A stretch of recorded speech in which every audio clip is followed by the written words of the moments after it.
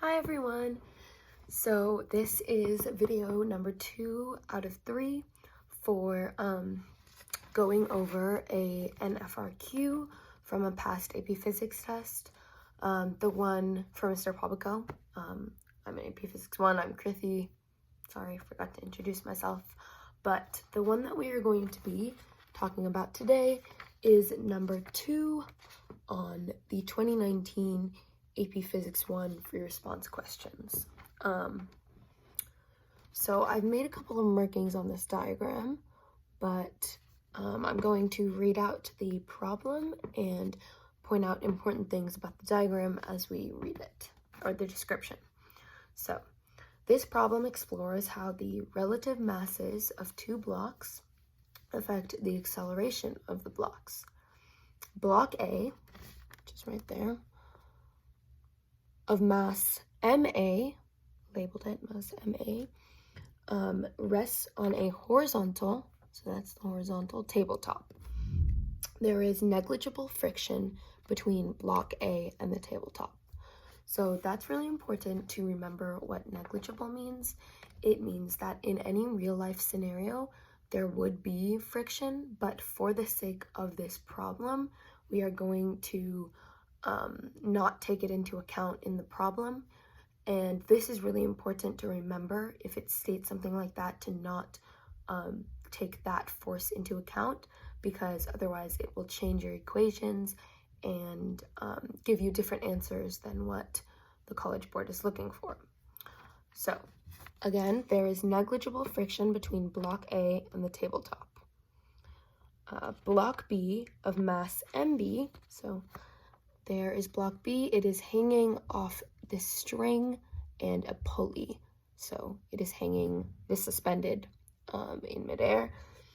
And it says block B of mass MB hangs from a light string that runs over a pulley and attaches to block A, as shown above. So there's the string, attaches, yep.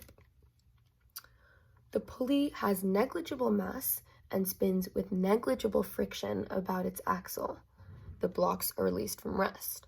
So let's go back to the part where it says the pulley has negligible mass and spins with negligible friction, because that is, again, important to how this problem works, because negligible means that we don't account for it, we don't include it in our problem. But in a real life scenario, there would be friction on that pulley, and that would have to be a force that we account for in these in the problems going forward. I guess I haven't read them, so you don't know why, but we would be including friction in these free body diagrams, but since it's negligible, we don't even have to think about it. It can just be out of our minds. So let's read, or we'll just take one more look at the diagram. Block B, suspended in air, a string attached to block A, and yeah, okay. So A, suppose the mass of block A is much greater than the mass of block B. Estimate the magnitude of the acceleration of the blocks after release. Okay, so the first thing that I think would be helpful to do is draw a free body diagram for both of these blocks.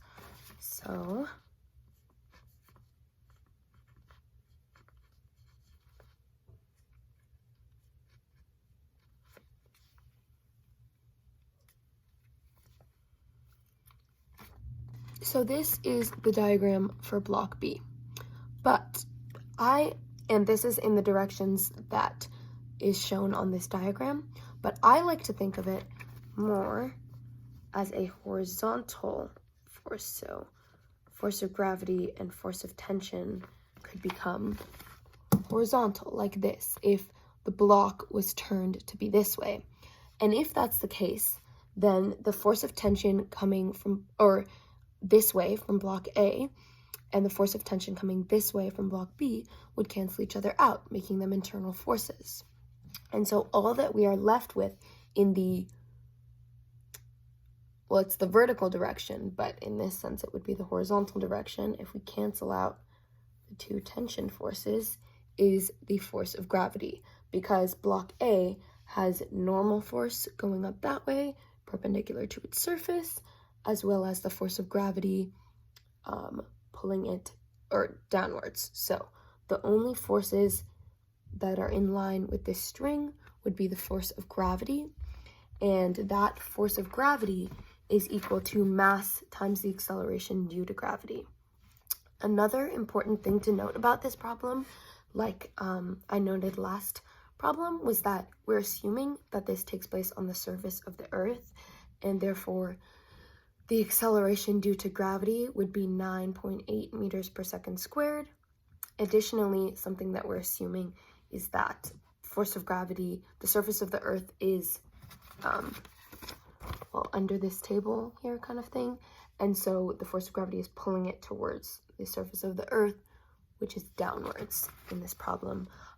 I'd say it's pretty safe to assume that unless stated otherwise, these problems are taking place on Earth, because otherwise it would be a little bit difficult to do some of these. So let's go back to the problem. Sorry about that. So mass of A is much greater than the mass of block B. Estimate the magnitude of acceleration of the blocks after release. So we know that the force of gravity, because the force of tensions, they cancel out. The force of gravity is the only thing pulling it downwards. And that force of gravity is equivalent to block B's mass times the acceleration due to gravity. And we know that mass B is much smaller than mass A. So let's say it's closer to 0, right? So we set, now that we know that, we should set up our Newton's second law equation. F equals force equals mass times acceleration. And this will be the forces in the x direction. So forces in the x direction equals mass times acceleration. We know that the mass is mb, and we know that acceleration is a.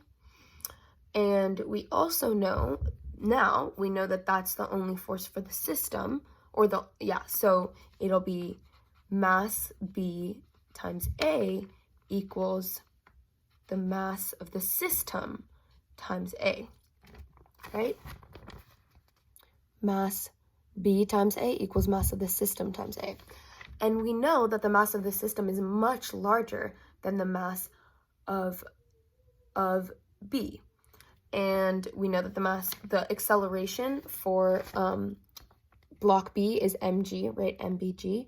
So then we know that acceleration for the whole system is the mass b times the acceleration due to gravity divided by the mass of the whole system.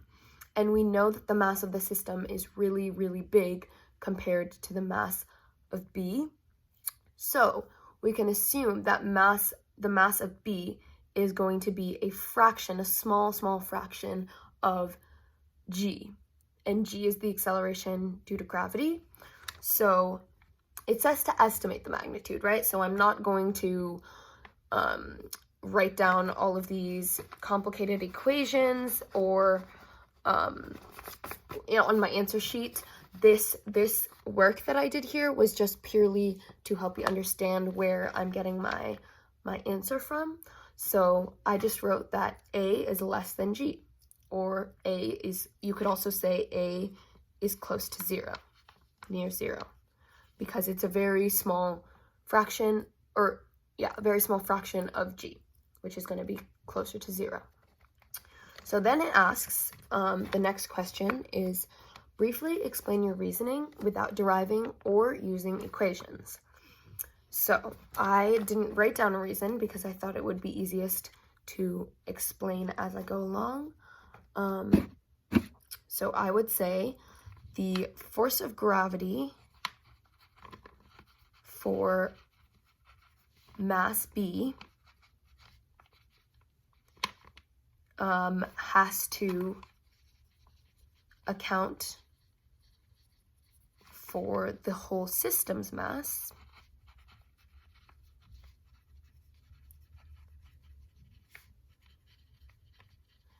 and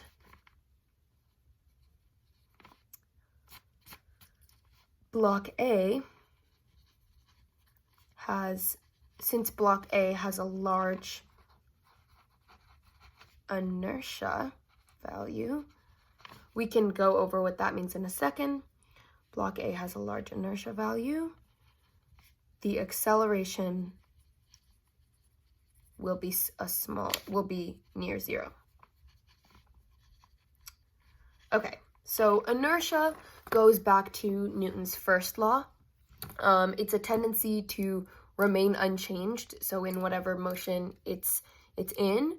So in terms of block A, the block before it was released from rest was at rest, and Newton's first law states an object at rest stays at rest unless acted on by an external force. So block A, since it had such a large mass, it took a lot to get that block moving, and that's kind of what I mean by a large inertia value. It's just a fancy word for it. Yeah. Okay, so let's move on to part 2 of that question. Now suppose the mass of block A is much less than the mass of block B. So I just wrote this here. Mass A is way less than mass B. Estimate the magnitude of the acceleration of the blocks after release. So at this point, we can kind of think about it again. Mass A is a lot less than mass B. The forces are still going to be the same. It goes back to the tension being the internal forces, them canceling out. So again, the sum of forces in the x direction, forces in the x direction equals force of gravity, which is mass B times G. But now, what has changed is that mass B is really large. So, when we compare the force of gravity of mb times g to the force of the system, the acceleration is going to cancel out to be approximately g. And how we can think about that in an equation term is set up Newton's second law for the system. So F of the system equals A of the system times M of the system, which is MA plus MB, and that is equal to the MBG. So now, I don't know if you followed that, so if you want a visual, here it is. Force of the system equals acceleration of the system times mass of the system, which we can substitute in MA plus MB for, and mass of, which equals mass of B times G, which is the force of gravity. And so when we think about that, we're going to be dividing by the mass of the system. But if MB is really close to, or is way bigger than MA, say MA is really close to 0, MB is huge, then a really big number plus something close to 0 divided by that same really big number is going to be approximately G, because it would be like, say the mass of B is 20 plus 0.01 over 20, right? If we plug that into our calculators, it would be almost 1. And since there's also a G in there, oh, actually it's flipped. It'll be, sorry, let me rewrite that. It would be 20 over, like 20 plus 0.01, and the G is on the top. So that's MB times G over MB plus MA. Then this is approximately going to cancel out, and this is going to equal just about G. So my answer is, the question asks, estimate the magnitude of the acceleration of the blocks after release, and my answer is that the acceleration is approximately G, or approaching G. Now it asks to briefly explain your reasoning without deriving or using equations. So I did use equations, but that is not the explanation that I'm going to write down.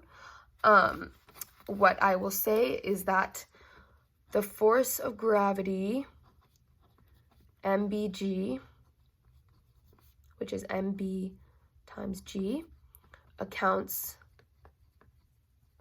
for the force of the system.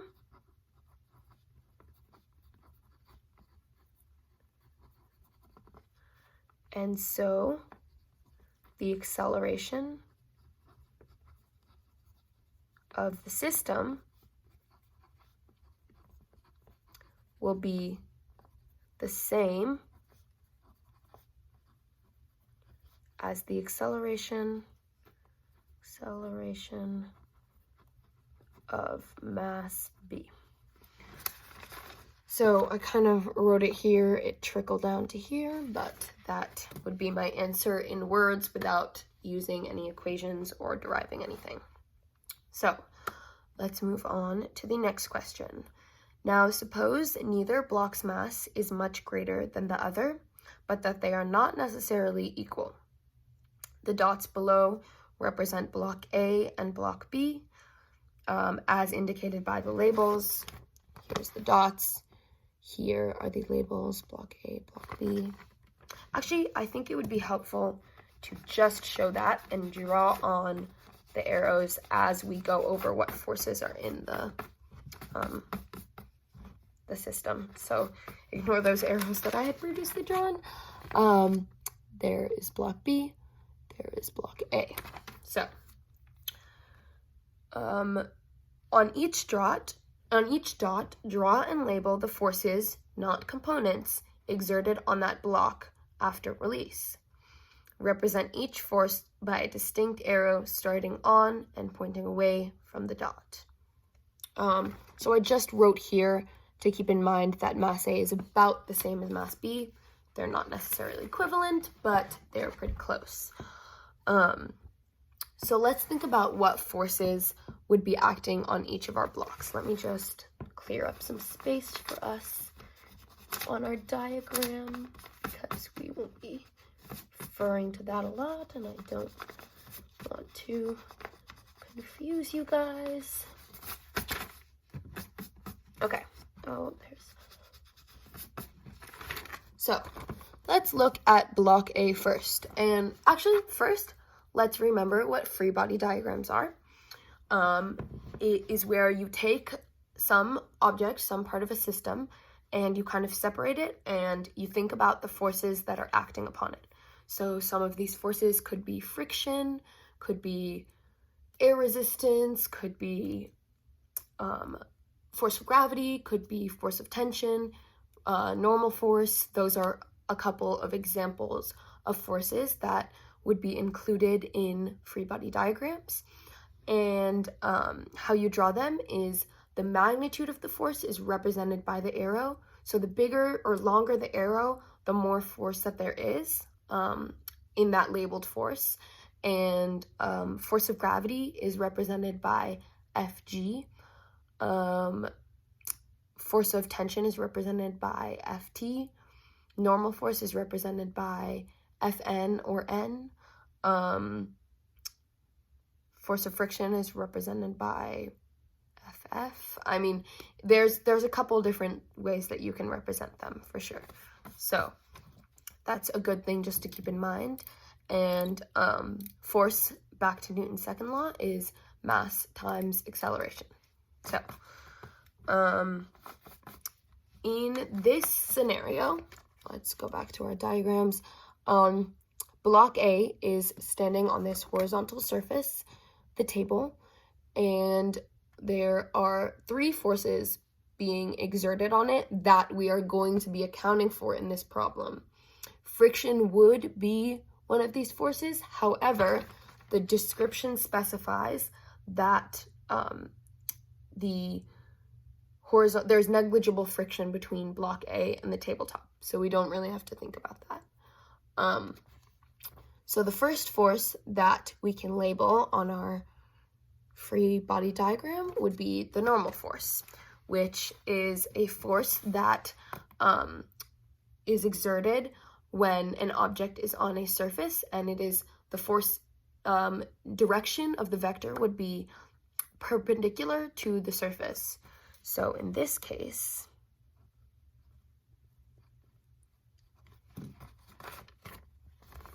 our normal force is going to be directed upwards, just like that.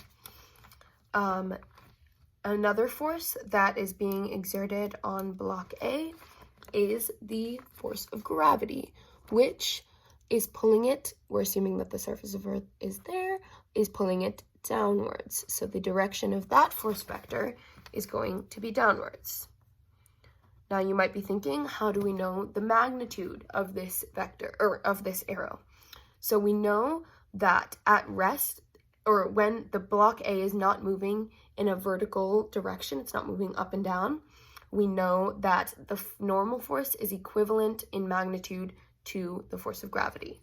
So, I don't know if that's the best representation, but these two arrows are supposed to be shown as equivalent, force of gravity and normal force, like I explained. And then there is one more force acting on block A, and that is because of this string, this nice little string that we have tied around, or attached to these two blocks. So it is going to have the force of tension pulling it, or force of tension with a vector pointing that way, because that is the way that the string is shown in our diagram. All right, so let's move on to block B. Block B, you might just assume, block A, block B, they're in the same problem. They're going to have the same free body diagram, but no, they are not. So let's think about why that is. So block B is kind of in a different position than block A, right? It is midair. It is not resting on a surface. Therefore, it is not going to have the normal force on it, because that's only when an object is resting on a surface and there's no surface for it to be resting on, right? So we're going to have the force of gravity in a downwards motion. And as you can see, I kind of tried to make these two arrows, both forces of gravity, equal in magnitude, for the sole reason that it said that the masses are pretty much the same, but not identical, but pretty close to each other, and we know that force of gravity equals mass times g. So if their masses are almost the same, we know that the acceleration due to gravity is the same. Their force of gravity is going to be somewhat equal in magnitude. So that's why I made an effort to draw these two arrows as being equivalent.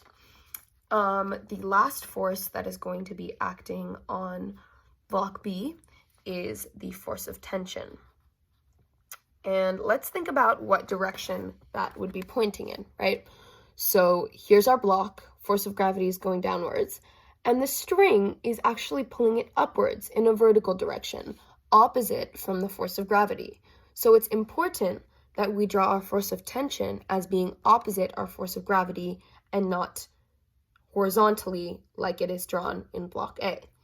Because although this is the same force of tension, the tension is same throughout the string, they are affecting the blocks differently, right? This one is affecting it in the horizontal direction, and this one is affecting it in the vertical direction, as shown by our diagram and as shown in our free body diagram.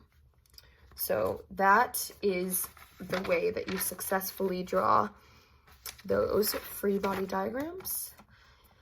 All right.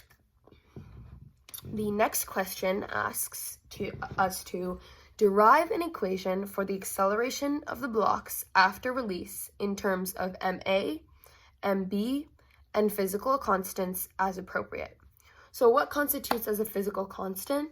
My mind usually goes straight to g, acceleration due to gravity, and it's kind of letting us know that we can leave g in there and just say that it's g, because that's a constant. We know that that's going to be used in this scenario because of what I was talking about earlier with the acceleration due to gravity and force of gravity being mass times acceleration due to gravity.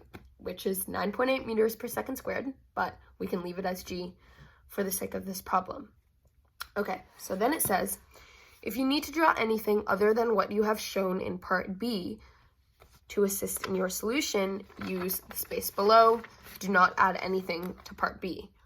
So part B, that's our free body diagrams here. It's just specifying that we don't, split it into components or just mess with our free body diagrams here, because that would constitute in subtraction of points. So we don't want that.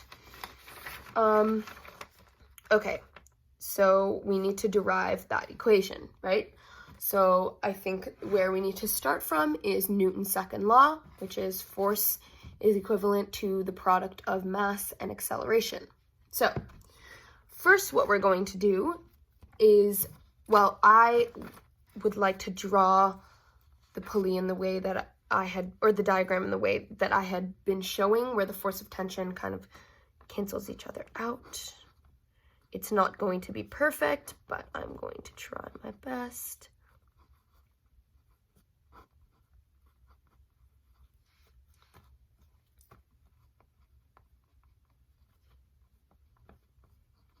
So now, with my new free body diagram, my block, let me label these. My block B has been rotated so that the force of tensions are going towards each other, and they will cancel out. Because they are equal in magnitude, tension is the same throughout the whole string. So now all that we're left with in the horizontal direction is force of gravity. And you might be thinking, wait a second, but what about these other two forces that you've drawn on block A? What happens to them? Well, I'm only talking about the horizontal component of force. So if we kind of drew a horizontal line here, back and forth, we'd see that the only force left with magnitude is the force of gravity, and that is coming off of block B.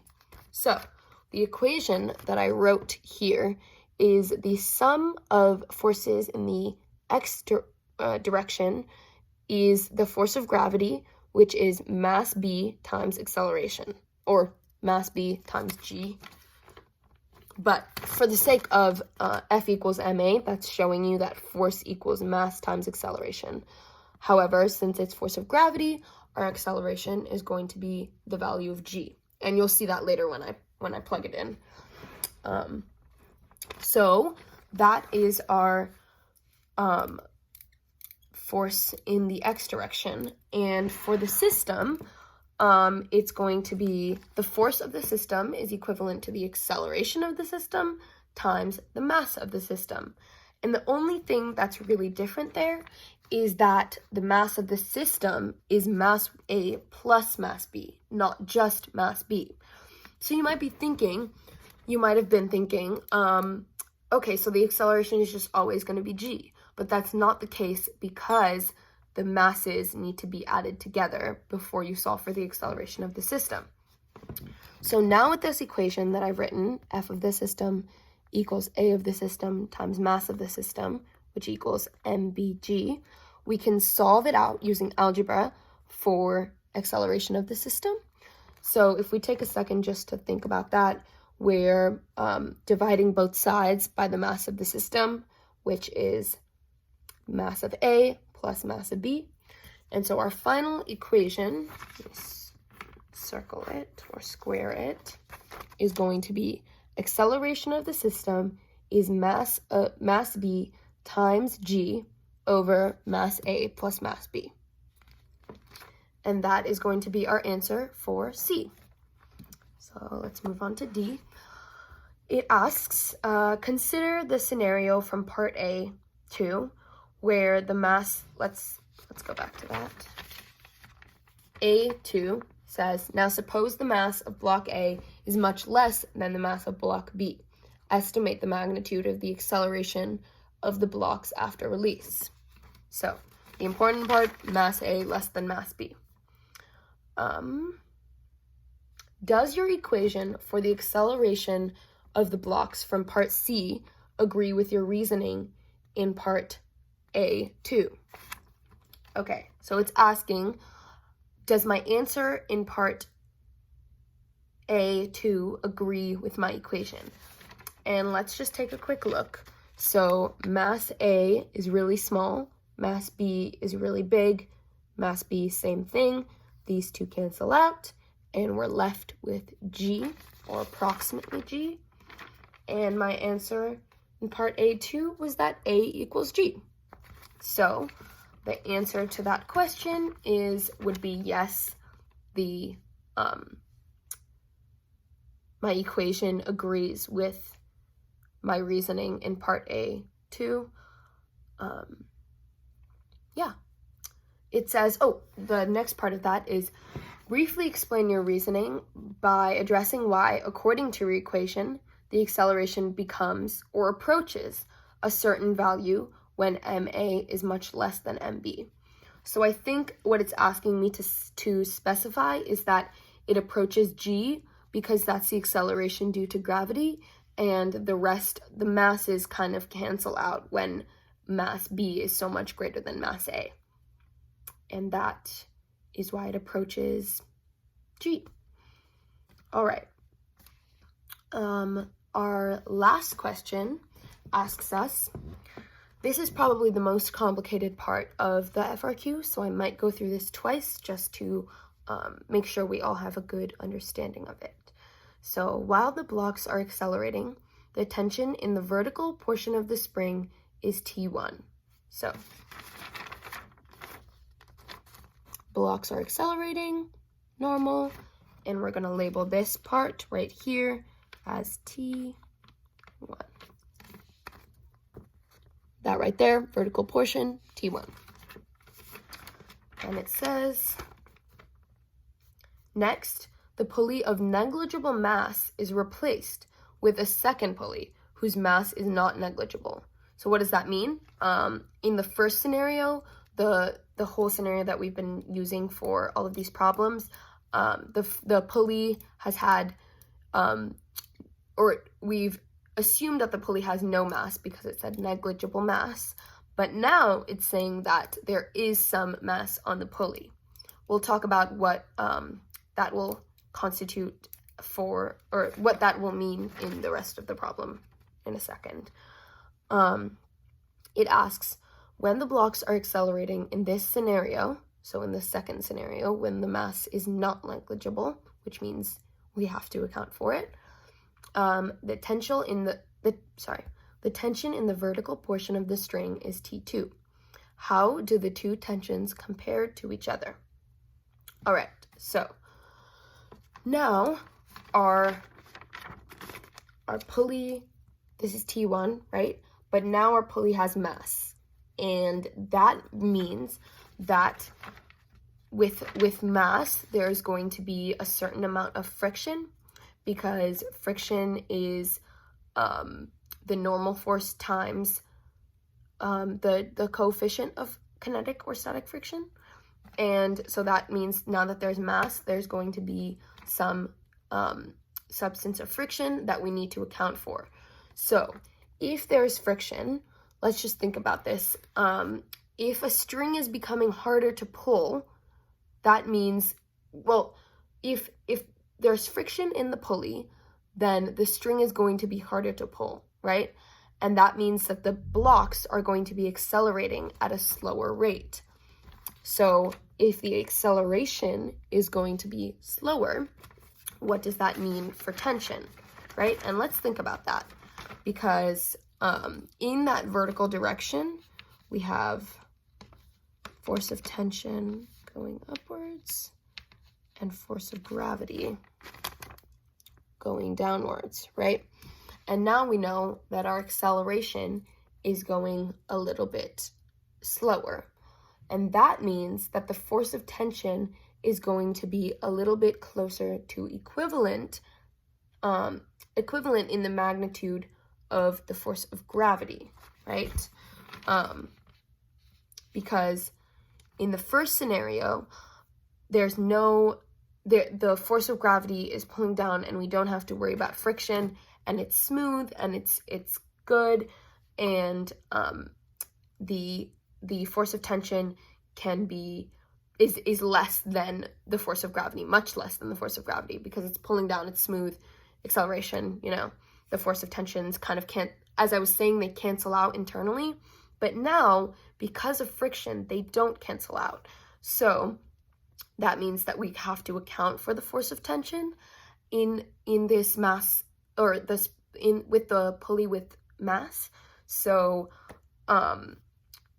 the force of tension is going to be closer in magnitude to the force of gravity, which means that the force of tension in the second scenario, where there is mass in the pulley, is going to have more tension than the tension in the scenario without mass in the pulley. So we're going to check the T2 is greater than T1 box. I'm going to try and explain that again, just to make sure that everyone has a good understanding of it.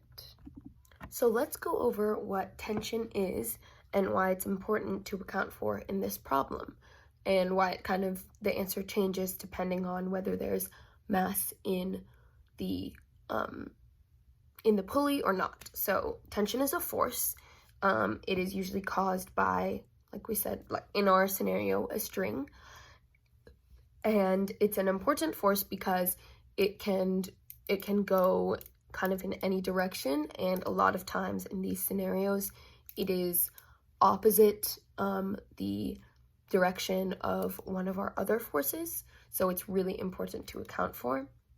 And in our second scenario, where there is mass in the pulley, we know that there is also force of friction in the pulley, which again is important to account for because it's in this scenario, it's going to be in the opposite direction of the force of tension, because it's going to be in the same direction as the force of tension, because it's keeping us from having a smooth acceleration downwards.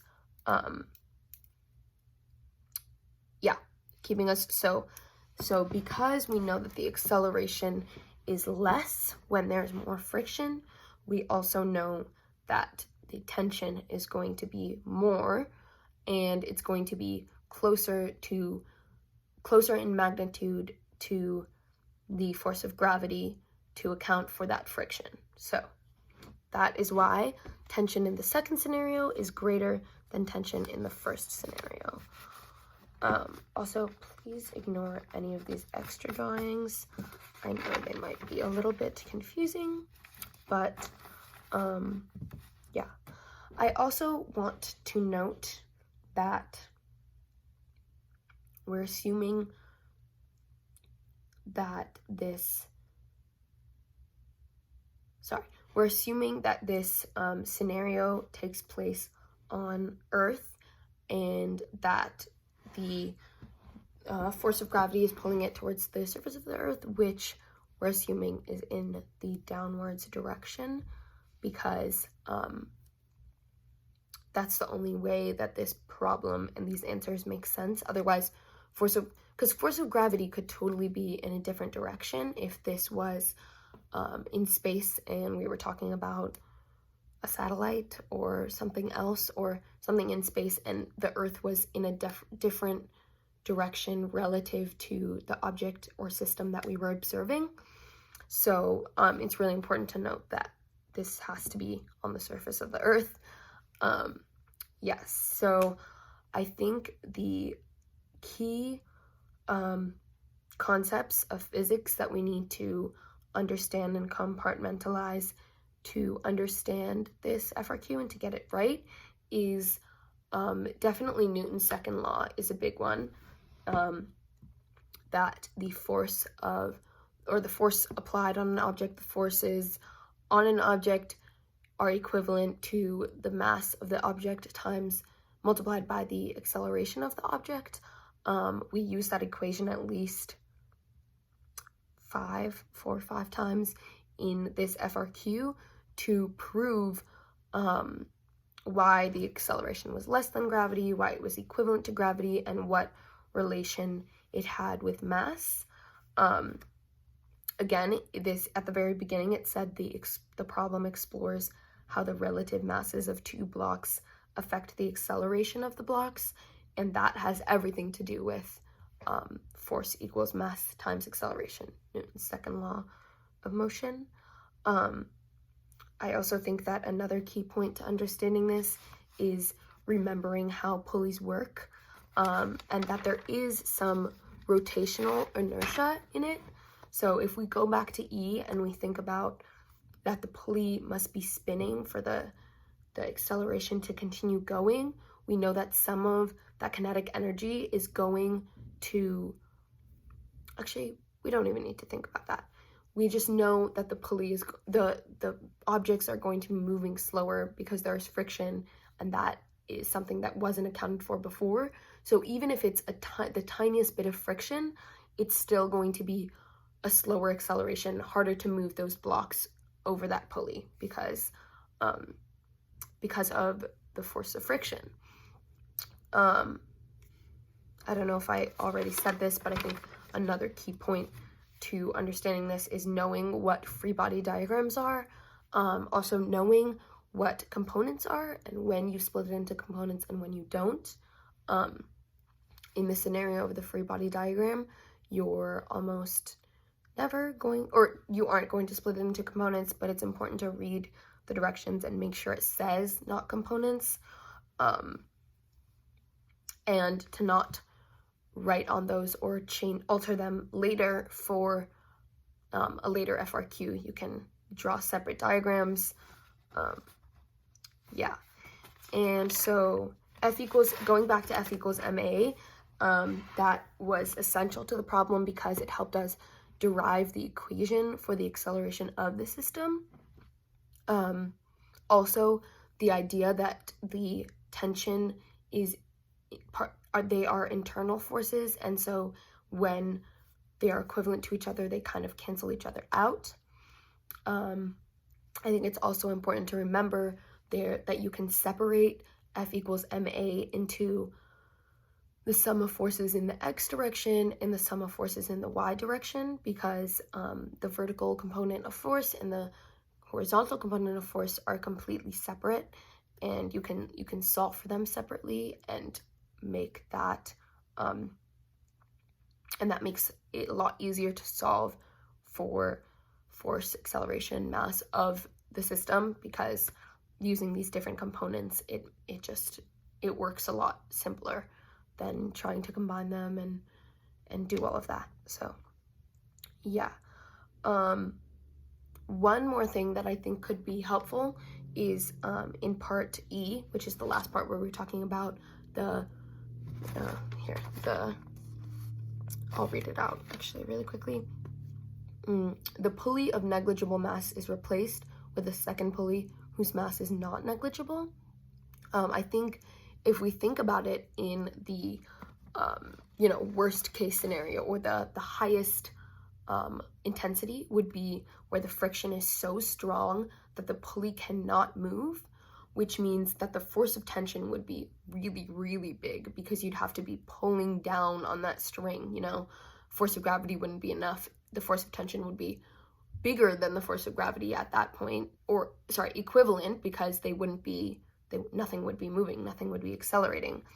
And so it doesn't state how much friction there is. So if it helps you to think in those kind of most intensity case scenarios, or worst case scenarios, I guess, then that can be helpful for solving this problem, especially one like part E, when it's at the end and it's kind of it would be more complicated to try and solve it with equations. That's kind of when the conceptual part of it comes into play. Just thinking of the pulley in your head, or like doing it with your hands, that definitely helped me solve this problem when I thought about it conceptually, rather than trying to use my equations and include the force of tension. So I think that that's really important for this problem. So yeah, this problem is great for helping you solidify your understanding of F equals ma, Newton's second law, even Newton's first law, because it has to do with inertia and how much inertia each block has depending on its mass. So that's another really important component. It also helps you solidify your understanding of free body diagrams. I'm sorry, I keep swallowing. My throat is a little sore. And it additionally helps you understand how force of friction comes into play, and how it affects other forces in the scenario. So like what relationship force of friction has to force of tension, to force of gravity, and all of that is kind of dependent on the directions and the magnitude of each force. So I think that's also important to keep in mind. Yeah, that is all for this FRQ. This is the work that I have done.